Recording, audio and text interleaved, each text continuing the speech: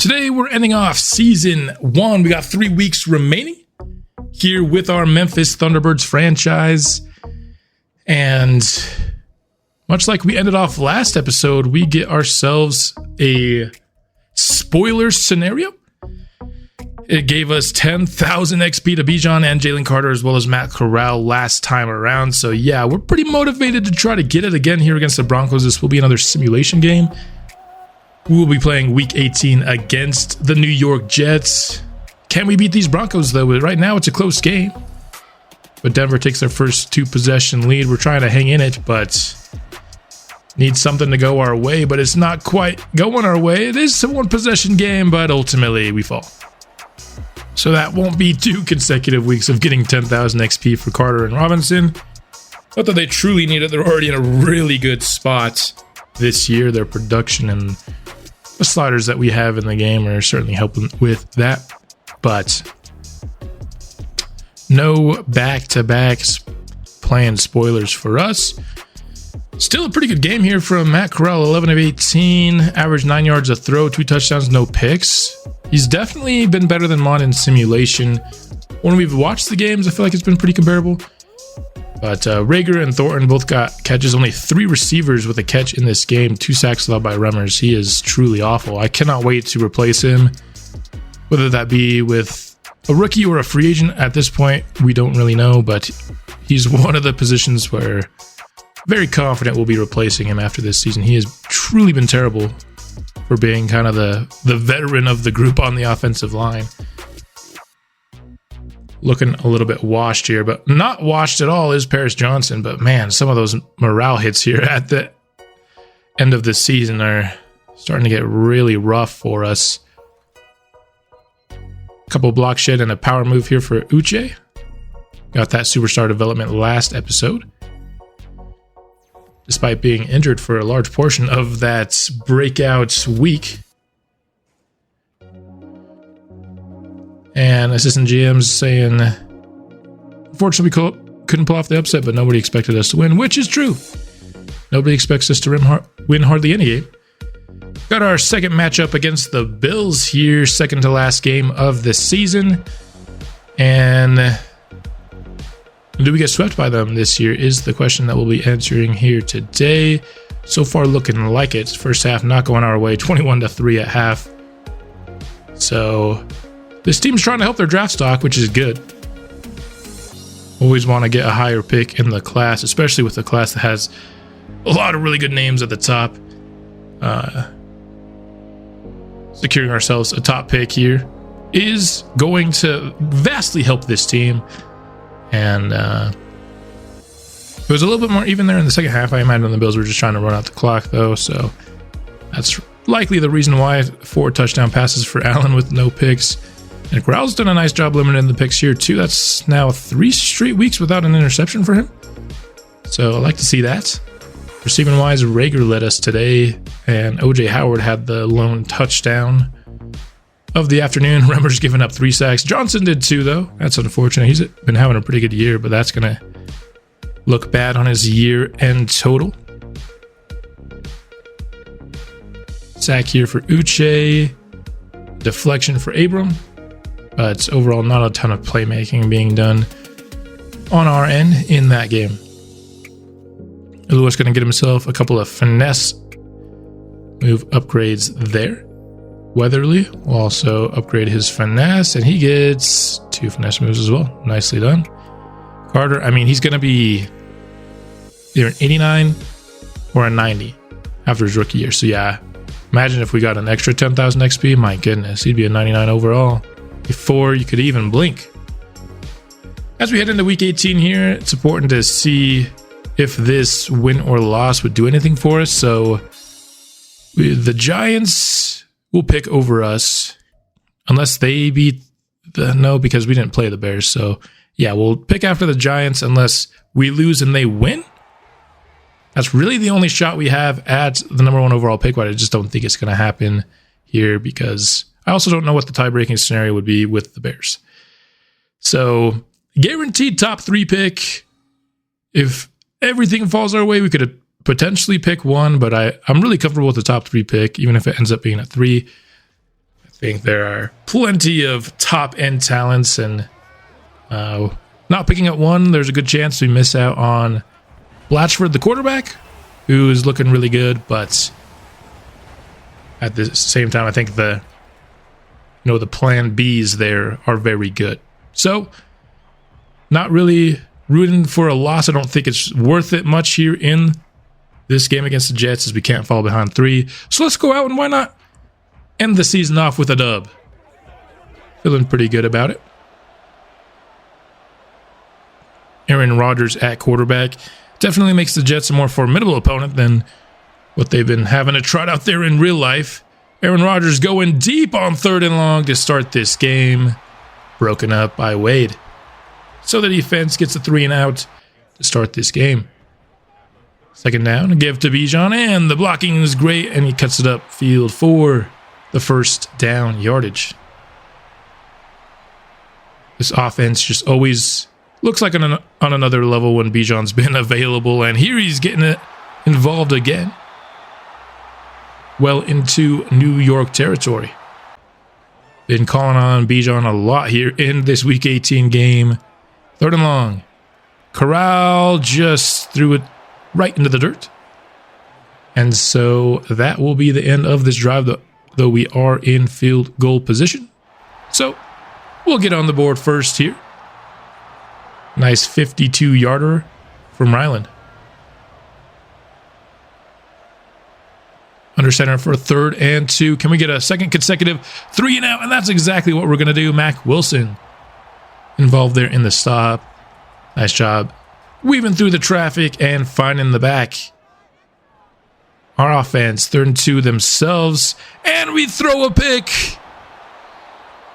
Oh, you're kidding me. I definitely jinxed Matt Corral when I said he hadn't thrown a pick in 3 weeks. I just knew. I was going to jinx. He's going to throw an early pick in this game. And there you have it. Now the Jets have an opportunity to score, but our defense has not yet allowed a single 1st down. Unfortunately, the turnover put them in field goal position right away, so they'll get 3 out of the drive regardless. But a nice pressure there on 3rd down by Jalen Carter. Keeps it to just 3. Minimal damage off the turnover. Corral had all the time in the world here and just couldn't find somewhere he wanted to put that ball. Going to bring up 3rd and very long. Corral again has all the time in the world, and he almost threw another pick. Just throw the ball away, dude.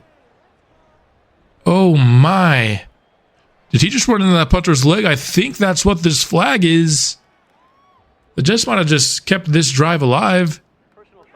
And that is exactly what they've done. Thank you, sir. Quincy, appreciate that. At the 29-yard line, Corral all alone. Dumps it off to Denzel Mims, who doesn't do anything. That's the first completion. Corral is 1 for 7 in this game, and it was a 0-yard completion. Pass game not working. Our run game is. Wish we'd just stick with it just a little bit more, like we did on that first drive. Nice throw on the move there from Rodgers. Gets a big gain for the Jets. They've got 3rd and 10 here. Protection was sound initially, but Rodgers is going down. Jalen Carter, the first one there. Got some help from Josh Uche as well. Defense is absolutely showing up here early in this ballgame. I think they've given up 1 first down, maybe 2. And here we go, getting Bijan back involved. That's been what's working for us today. Going once again to him, and once again we get a good run. The Jets run defense has definitely not been able to hold up. Here, as the second quarter begins, we flip the field. Bijan carrying guys for extra yardage, but he got hurt. He's not too hurt to celebrate, though. Would say hopefully it's not serious, but this is also the last game of the year. But I'd still like to see him return. I don't want that to be the last Bijan carry. Keaton Mitchell, unfortunately, not able to continue the momentum, so we'll settle for 3 once again. Not like he had much of a chance on that 3rd down play anyway. He was pretty much immediately wrapped up. Over the middle, Conklin hauls in it. That's been the connection that is working for New York so far in this game. Rodgers, he throws a pick right to Hartsfield. Once again, going to Conklin. That looked like a little bit of a miscommunication there between Rodgers and the tight end, and we're going to get the turnover off of it. 3rd and 8, though. Trying to avoid the 3 and out right after the turnover, but we can't do it. Mitchell caught it short of the sticks and could not turn it upfield. It looked like he had a little bit of a trouble hauling that one in. Didn't quite field it cleanly. As Breece Hall breaks into the open field. Easily his best run so far in this game. Down to 6 minutes left here in the first half. Aaron Rodgers making a change at the line. Going up the seam, and he's got Conklin again. That's been the matchup we haven't been able to stop, save for that one interception. Covering the receivers quite well, though. I will say that. A little trickery here from the Jets, and it's going to work. Garrett Wilson. First we've heard from him today. And it's going to come on the ground. 3rd down. Rodgers, just a quick dump off. Tough to get the stop on 3rd down, but Conklin is clutching his upper arm. And it doesn't matter who the tight end is, whoever it is, they're getting involved in this game. There's clearly a matchup that the Jets like, and it's taking advantage of these linebackers over the middle of the field, but now we're getting our tight end involved on the other end. Big time play from Max Williams. Had a really, really strong start to the season. He's kind of cooled off since, but he's getting involved there. Corral on 3rd and 3. It's a short dump, and it's not going to be enough. Great tackle by Bryce Hall to make sure he could not get upfield at all, and the field goal is off the mark by Ryland. We've asked him to hit some tough ones today, and this time it's no good. Just to the right. Score will remain 10-6 as it is, and 3rd and 7. Aaron Rodgers throws well past the 6 and into Memphis territory. Lazard on the reception. Gain of 17 for the Jets. 2nd down. Rodgers throws that seam shot again. That's working for these Jets. This time it's Lazard, who's technically a receiver, but kind of feels like a tight end at times. Rodgers, was that a quarterback draw, or did he just immediately not like what he saw? Couldn't tell there, but either way. He at least gained a couple there, but it's not going to be enough. The Jets ran out of time. Poor clock management and Madden CPU, they're the best of friends. I'll tell you that. So luckily, the Jets aren't going to get anything going.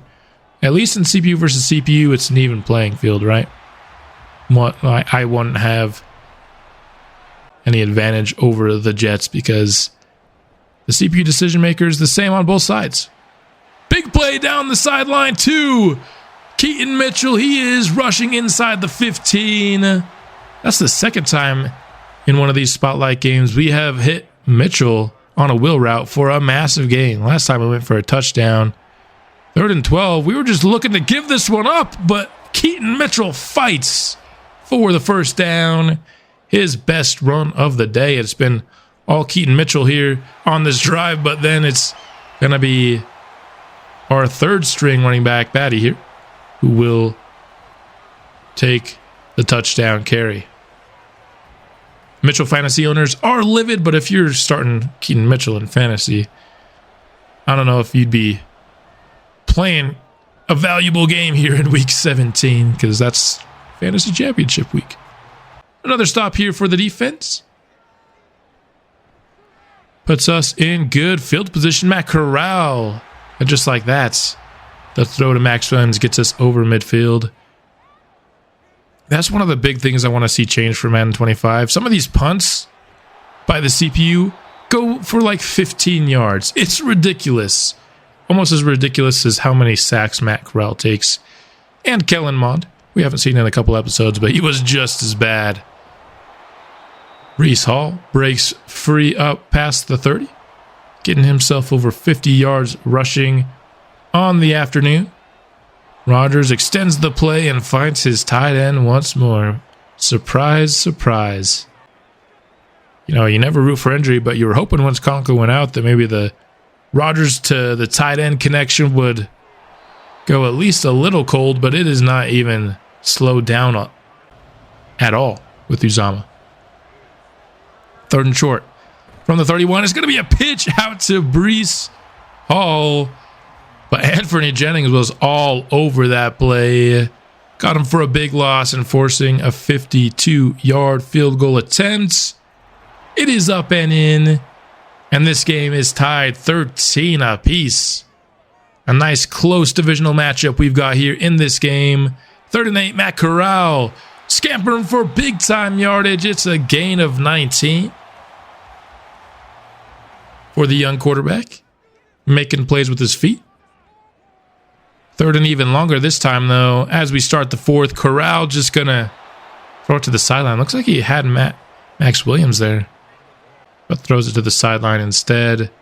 So now Aaron Rodgers trots out onto the field with an opportunity to take the lead. And here, a good run by Snell.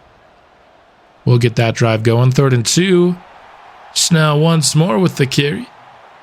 And once more with the first down. Both sides of the ball have just been in 3rd and long, it feels like, all game long.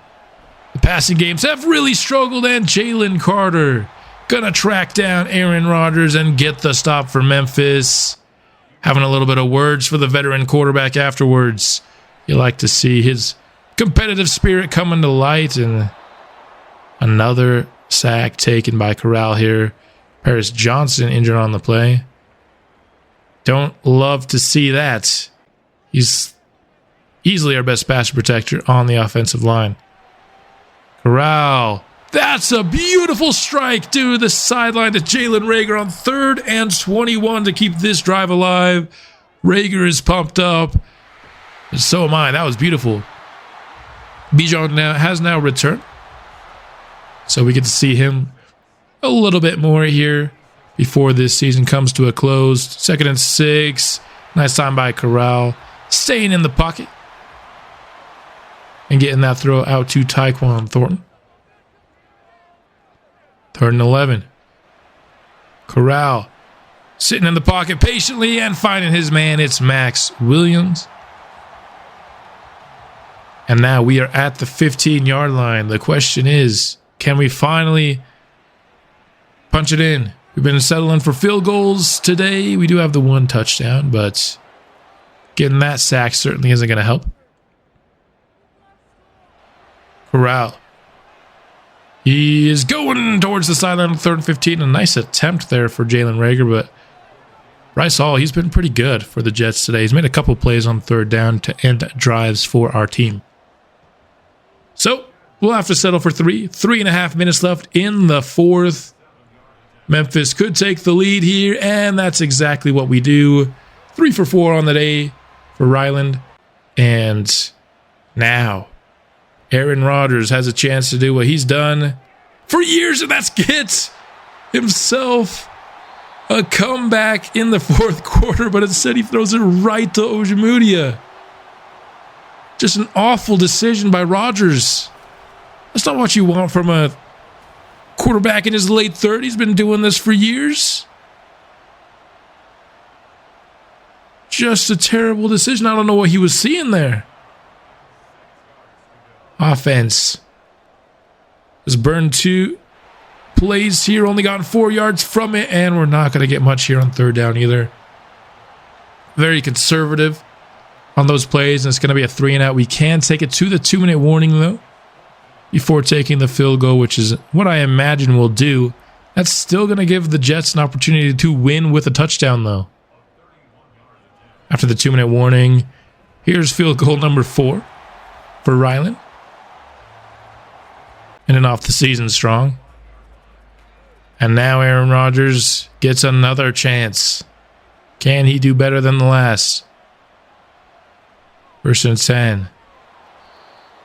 Gain of 9. Looks like Conklin has also returned in this game.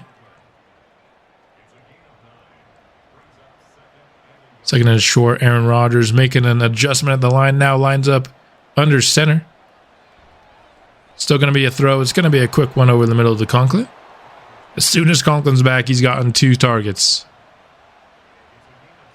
Easily been Aaron Rodgers' favorite receiver today. He has 7 catches and he's been out for a long time. And we get the pick again. That one should seal the deal. And the Memphis Thunderbirds will end off season 1 with a divisional victory over Aaron Rodgers. That could be his last play of his career very easily. Could you imagine sending Aaron Rodgers out like that and us being the ones to do it? That would be glorious. Here, we would get an injury timeout to Cole Strange, so the Jets don't even have to use a timeout. Oh, that's brutal. So Aaron Rodgers gets his 3rd shot here. Unfortunately, that pick will not be his last play of his career. Could not get the 1 first down that we needed. So we're going to have to get a stop on defense. Rodgers over the middle, fighting for almost first down yardage there. Will force the Jets to take their lone timeout. 23 seconds remaining. They need a touchdown. It would have to take a pretty big defensive collapse for us to lose this game. But here we go. Rodgers, clean pocket. Can't find anything he likes. Eventually throws it away. Down to 17 seconds.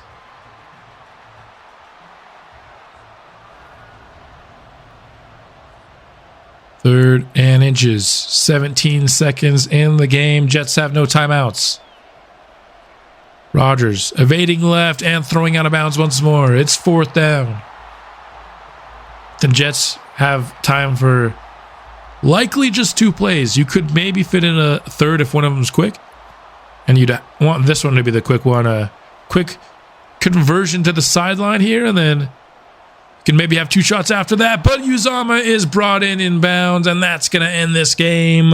Memphis gets a nice finish to season 1. Coach Lewis Smart gets himself that 4th victory prior to the season ending, which also helps us hit our season goal, which was exactly 4 wins. And overall, I think a pretty solid performance from us. Passing was a little bit rough today for sure. Averaged 6 yards in attempts, below 50% completion percentage. Bijan, when he was in, was awesome. When he went out, the running game wasn't quite as good. Max Williams tied for the lead in receptions today, but it was Keaton Mitchell who led us in yards because of that big play. 5 pancakes for Cole Strange is nuts. A couple guys with double-digit tackles, 2 TFLs and 1.5 sack for Carter. You got to wonder if he is, in this late season stretch, played himself into Rookie of the Year, because his sack numbers have gone up quite a lot here in these late seasons. He's been consistently getting them. Matt Corral here gets himself an upgrade at the end of the regular season. Only gets 1 accuracy, though. That's pretty brutal. Well, he needs accuracy in a big way. Christian Gonzalez here. We'll go man-to-man, get him up to 85. Because with all the interceptions he had this year, he might... We got a zone coverage in our man-to-man. That's wonderful. He needs zone coverage more, so I'm not mad about it, though. I just wanted to make sure he got to 85 overall, because I think he might get up to Superstar Dev based off his production, or maybe even Rookie of the Year. He might get it over Jalen Carter. We shall see. But that concludes the regular season. Unfortunately, did not make the playoffs, in case you were wondering. But, 4-13, just barely not enough to get there, turns out. So, here you have it. In terms of coordinators this year, I think we're going to stick with our guys. It said Phil staff, but our staff is full, so I don't really know what they're talking about here. I was wondering which one of our staff members was hired away. We're not going to fire anybody after 1 year. I think, 4-13 is exactly what I thought we would be, maybe even less than that. So I don't think anybody needs to be fired after this year. Brian Daboll ends up getting fired by the Giants. Robert Saleh by the Jets. That's, you know, in our division, so that's a big one for us. Pete Carroll ends up retiring, not getting fired. So he goes out in a non-playoff season, which is unfortunate for him because he's had some good success at the head coach spot. But that is pretty much it. I just wanted to check here if one of our coaches got hired or something too, but I don't think they did. So I think that Phil's staff is just a little bit bugged. The Giants would end up being 3-14. The Bears would be 4-13. I have no idea who has the tiebreaker between us. So we will pick either second or third in the upcoming draft, which is where we were projected to pick before this game. So despite the win, it did not affect our draft position in the slightest. We're still in a tie with the Bears. And the Giants had the tiebreaker over us anyway, even if they had also won. So there you have it. That game against the Giants ends up being the difference between us picking one and us picking either second or third. Not a huge drop, but when you think Kevin Blatchford, the franchise quarterback, is going at one, the difference between getting a quarterback and not is quite large. So let's now talk about the season as a whole and go through player by player, talk about their stats. Matt Corral, of course, didn't play an entire season, ends up with 2,100 yards, completed 60% of his passes, with 15 touchdowns and 9 interceptions. I do think by the end he did outplay Kellen Mond. So if we were to bring either of them back, I would think it would be Matt Corral, but I'm not committed to honestly bringing either of them back. Bijan, of course, got injured for a while, so he ends up with 884 yards on 4 yards to carry, 7 touchdowns. Not bad here for not having, a full season, also having a pretty bad offensive line. Receiving wise, Rager would lead us to 770. Taekwon shortly behind him, with Max Williams shortly behind him as well. No big time receivers for us this year. That's no surprise. We didn't really have anybody that could consistently get open. Bijan would end up getting over 1,000 yards total though. So there's that for him. Also adds another touchdown. So over 1,000 yards, 8 touchdowns for Bijan despite missing time. Like what I'm seeing. Sacks. Mike Remmers allowed 23 sacks this year. 23. He's terrible. Goodbye. You're gone. We're never going to see Mike Remmers again. Paris Johnson ends up with 10. He allowed 3 in one game in this episode. So if you take out one game, it's only 7 on the year, which is, I think, really good for a rookie. So I like what I saw from Paris Johnson for sure this season. Cole Strange leading all our interior offensive linemen is not my favorite thing, considering he was supposed to be our best interior offensive lineman. Mac Wilson ends up with 161 tackles. That might lead the league, for being honest here. 101 solos. That won't lead the league. 30 TFLs for Anthony Jennings is absolutely nuts. Absolutely nuts by Anthony Jennings. 30 TFLs, 13.5 sacks. Carter right behind him with 26 TFLs and 11.5 sacks. That's got to be Rookie of the Year, right? That's insanely good. And he didn't get off to the hottest start either. Imagine if he was on the pace of the back half of the season for the entire one. Uche with 18 TFLs, 5 sacks. All right. Jalen Holmes, 20 TFLs, 4 sacks. Also pretty good. A lot better at stopping the run than we were rushing the passer. Just by those TFL numbers, they were pretty insane. Christian Gonzalez, 6 interceptions in his rookie year. Love to see it. He was a baller for us all year long. And nobody else got more than half of that. But we did a pretty good job, I think, taking the ball away with interceptions this year. In terms of just taking a look at some of our other starters, Jonathan Abram, I think, was pretty much non-impactful. Chris Board tied for the lead in deflections alongside Mac Wilson. Got a few forced fumbles, but only recovered one of them. Shout out to Josh Uche for being the only one on the team to recover a fumble. Defensive touchdowns, we had Juan Troy Pride Jr. with the lone defensive touchdown on the season. Kicking, Chad Ryland, he was 17 of 18, so that field goal he missed today was his only on the whole year. That's unfortunate for him. Also did not mix an extra point all season long. So, good rookie season from Ryland. Much more accurate than he was in real life. Bryce Behringer ends up not being good at all. Those aren't good punting numbers. I'll just say that. Also had ourselves a kickoff return touchdown. Like to see that. Nothing on the punts.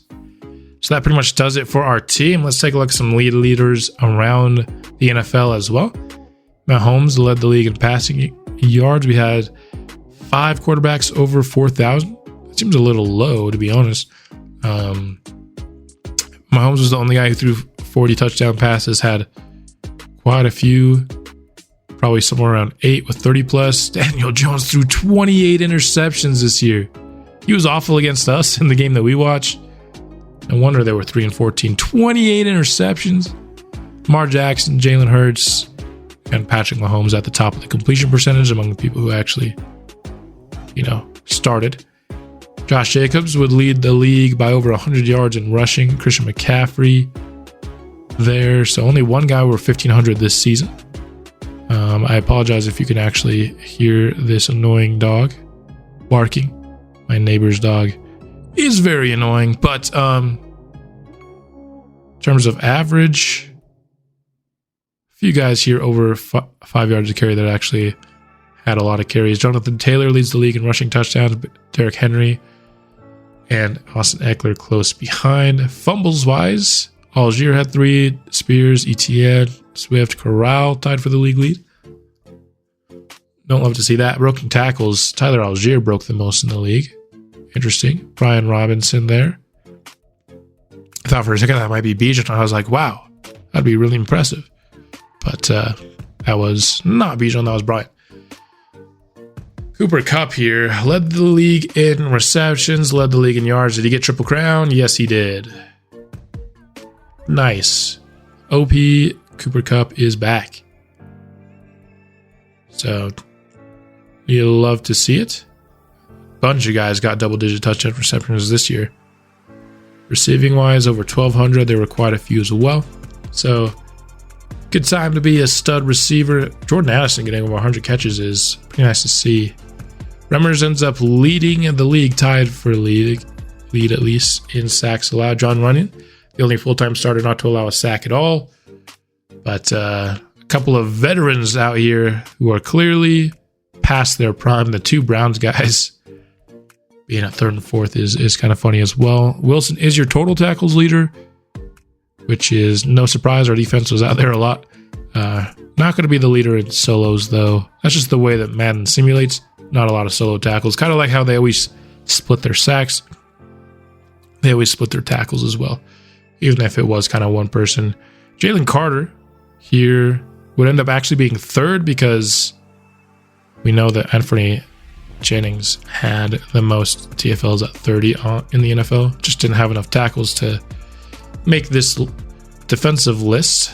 Chris Barnes would lead the NFL in interceptions, and then Gonzalez would tie for 2nd place with 6. Also, Fred Warner, he would be the league leader among DBs. A couple of linebackers, the only people up there hanging with him. 3 forced fumbles by Quandre Diggs would be the most in the league. Nobody had more than 1 defensive touchdown. In terms of field goal makes, Greg Joseph would lead. Had a couple guys 100% among the starters. They didn't have a ton of attempts, though, which is kind of surprising. Pinion, the best punter. And Behringer was the worst punter in the whole league. Sweet. Inside the 20. Yeah, so Behringer, despite being a hidden dev rookie, did not start off well. And of course, we had one of the few return touchdowns here in the league, and that will do it for the league leaders across the league. Let's see where we stack up team ranking wise here. Offense yardage, we were 2nd worst in the league, behind only the Bears, who tied us in record. Passing yards, we had the 3rd worst in the league. Rushing wise, we were 5th worst in the league. Scoring wise, we were 5th worst in the league. So we haven't even escaped the bottom 5 in anything quite yet. Passing touchdowns, hey, we were above the bottom 5 there. Only 11 passing touchdowns for the That's insane. This is the only thing we were worst in on offense, was rushing touchdowns. We were not good at bringing the ball across the plane on the ground. Yards-wise, 5th worst defense total in the league. We were 5th worst against the pass, and then against the run. I imagine we won't be that high because, the fact that we were this low against the run was actually good because teams were running the ball on us a lot. We allowed the 3rd most points in the league. We had the 5th most sacks though, so we did a good job of getting to the quarterback. When we weren't getting to the quarterback, we weren't getting stops. It was kind of the tough thing. And towards the middle of the pack there in interceptions. So overall, bottom 5 team on both ends of the ball, not great. 3rd down conversions. We would end up being in kind of like the bottom 3rd, but I think outside the bottom 10 there. So not terrible. 4th down conversions looks like pretty much the same. Yeah, pretty much right in the middle of the pack there. And there you have it. Red zone efficiency. We were the 6th least efficient offense in terms of getting touchdowns in the red zone. We were the best defense though in terms of forcing teams in the red zone to settle for field goals. So really bad season, but we were the best in the league at something, which is something we can hang our hats on. Penalties don't really count because the game just simulates a lot less penalties when you watch/play the game than it does in simulation. 4th worst team in terms of turnover differential, 2nd most giveaways. Definitely contributes to that. And then, 3rd most interceptions, most fumbles lost, takeaways. We were pretty much middle of the pack. So one of the worst in the entire league at giving the ball away, and then holding middle of the pack in terms of taking it. Gonna get you there. So there you have the team stats. Let's now see if we have any Pro Bowlers here on the team. Offensively, I think it's going to be rough. I don't imagine we would. Maybe an offensive lineman just out of the blue. But nope, that's not going to be the case. It looks like Anthony Jennings does make it on defense. Very well deserved there. He had some insane production. Jalen Carter also makes it. Just as DT2. Thought he might be DT1, but a couple of defensive linemen there. Mac Wilson also makes it. So 3 defenders. No one on the offense so far. I think we'll probably have at least one more. You got to think Christian Gonzalez makes it. He is the last corner better that makes it despite leading it in interceptions. I know interceptions aren't everything, but it's one of the few things that Madden has to use to gauge Pro Bowlers. So we would end up with 4 Pro Bowlers. Pretty good for a 4-13 team. As many Pro Bowlers as we had wins. All on the defensive side, which was, I think, easily our best side. Still, not great at all. Below average defense for sure, but better than our offense, which was just atrocious. Here we go. Let's take a look at the awards for the year. MVP Jalen Hurts, Mike McCarthy, Coach of the Year, Cooper Kupp, Oh Boy, Parsons D-Boy, Jordan Addison wins Rookie of the Year for the NFC, Byron Young, D-Roy. And we'll kind of go through pretty quickly here on the NFC side of the ball since we are not on the NFC side. And you get to see who everybody is there. Now let's look at our conference. Lamar Jackson, Offensive Player of the Year. Von Miller. The Bills have the top 2 Defensive Players of the Year. That's pretty impressive. Anthony Jennings ends up 4th place. Jalen Carter top 10 there. Bijan just missed too much time, so he ends up just in 4th place there. Defensive Rookie of the Year, Will Anderson wins it over our 2 rookies. Are you serious? What did he do? Over 26 TFLs and 12.5 sacks. He wins it. I mean, Jalen Carter's still probably going to get X Factor, so it's not the worst, but he gets gypped out of an award. I got to look at Will Anderson's stats after this, man. He ends up one ahead of him on the best defensive line too, so he must have had just good stats. Must have been a really, really tight, race for Defensive Rookie of the Year. Christian Gonzalez is best DB, so he'll get a bit of XP there. But I gotta see here what Will Anderson did. What makes him Rookie of the Year over Jalen Carter?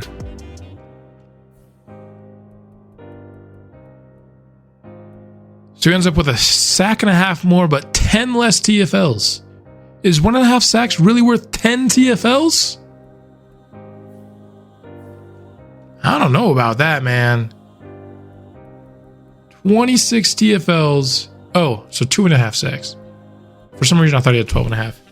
Still, though, is 2.5 sacks or sacks worth 4 times more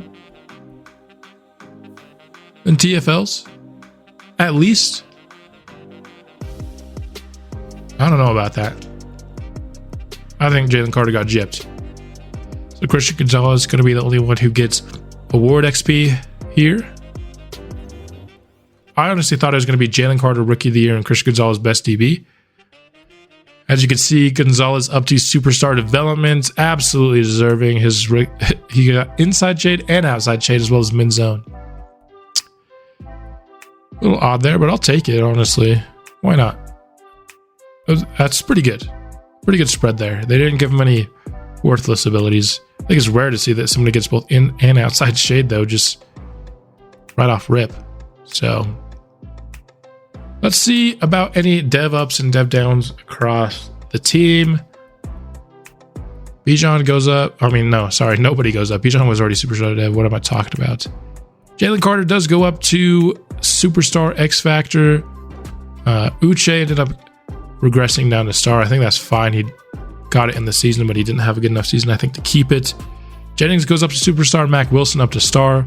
This is honestly exactly what I was expecting. I didn't think anybody would go up on offense. And then I thought Jennings, Wilson, Gonzalez, and Carter, our 4 Pro Bowlers, all had good enough seasons to go up.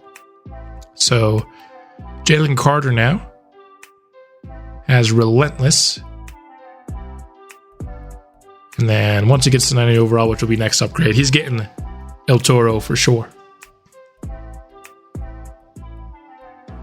So this is the status of the roster. I cannot wait to get into the offseason and improve this team. I'm already thinking of, the list of needs that we're going to have. And I'm excited to go in and improve this team a ton here. That offseason, of course, will be coming out next episode. I'm uncommitted as to whether or not I want to stream the offseason or if I just want to make it an episode. If we do stream it, we'll make it an episode as well. Baltimore ends up being the Super Bowl champions this season, but let me know if you want a stream of the offseason that I'll edit down later, or if you just want the episode to come out like normal episode. Let me know either way. That's all I've got for this episode. I'll be back soon with another. And until then, go Thunderbirds.